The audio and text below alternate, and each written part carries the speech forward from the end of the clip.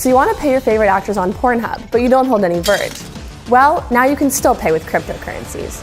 Pornhub has recently added Tron and Zencash as payment options, making even more to choose from your favorite adult entertainment site.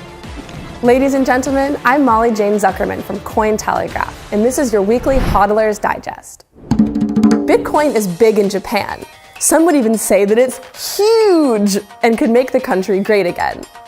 During the 1980s, Japan was number 2 in the world in terms of GDP. However, what followed was known as the lost decade. But all that could change, thanks to crypto and blockchain.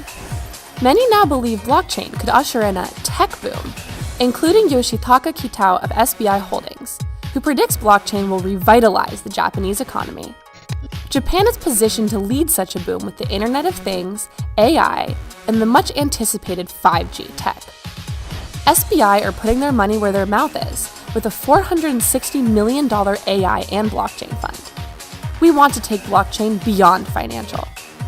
SBI also announced the launch of a crypto exchange and has invested in a renewable energy wind farm to begin mining Bitcoin Cash, which may disappoint the Bitcoin maximalists, but will please environmentalists.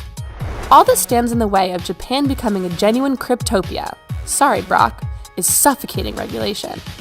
Earlier this year, the government clamped down on crypto exchanges after some major hacks. Before this, Japan had a relatively crypto-friendly approach, licensing 16 exchanges in 2017. This year, it penalized 6 and told others to revise their management structure. As long as Japan doesn't take a knee-jerk approach to crypto regulation, it could become one of the world leaders in making cryptocurrencies more mainstream. Zuckerberg drops the blanket. No, not a literal blanket. Facebook has just ended its blanket ban on cryptocurrency ads. However, Facebook does maintain its ban on ICO ads. Crypto advertisers must now submit an application to Facebook, with acceptance for the ads pending on their eligibility. Not everyone who wants to advertise will be able to do so. No specifics on the details, but safe to say, if your ad is fronted by this guy, you might want to rethink your campaign. Could this suggest that perhaps Zuckerberg and Facebook are thinking about releasing their own token? Cambridge Analytica certainly were. Zuckerberg toured states across America last year, leading some to speculate that he was gearing up for a 2020 presidential run. If that's the case, he would be joining the likes of Oprah, rapper Akon, rapper Kanye West, and cryptocurrency enthusiast and fugitive from the law, John McAfee. 2020.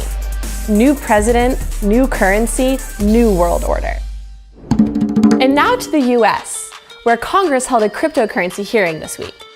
Protecting our elections, examining shell companies and virtual currencies as avenues for foreign interference, led by Senator Lindsey Graham.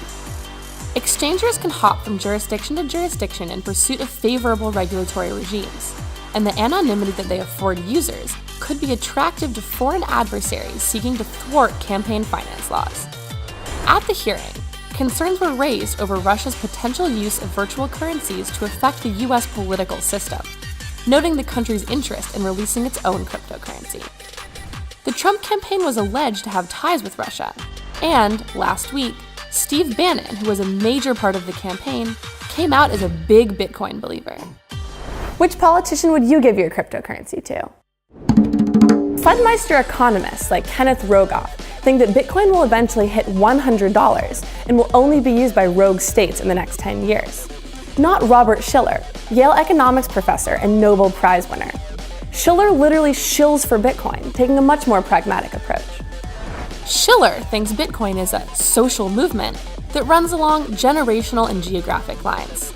It's an epidemic of enthusiasm, a speculative bubble. That doesn't mean it will go to zero. Referring to crypto as a bubble, Shiller believes crypto can recover even after the eventual burst. Tulips are still valued. There are some expensive tulips. He believes crypto's image as a remarkable social phenomenon means it will be resilient in the future, despite thinly veiled FUD presented as economic history lessons. Ponzi schemes, dot-com bubble, tulips, blah blah blah. 99 Bitcoins recently announced Bitcoin's 300th death. However, the cryptocurrency seems to be living a pretty active afterlife. Our favorite hype man is back. Some know him as Steve Wozniak, co-founder of Apple. If you're more familiar with him, you can call him simply Woz. He reiterated this week his thought that blockchain is a bubble similar to that of the dot-com era, but one that could mature in the future. In Woz's opinion, it will take time for the hype around blockchain to die down, leaving only the companies with the good ideas left standing. However, Bitcoin is still just amazing, in Wozniak's words. The hype around blockchain may eventually die down, but one thing is for sure. The hype around the Woz never will, and neither will our love for him. Like for a free trip to Japan.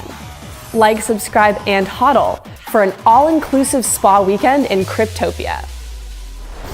Cointelegraph. Like, subscribe, and hodl.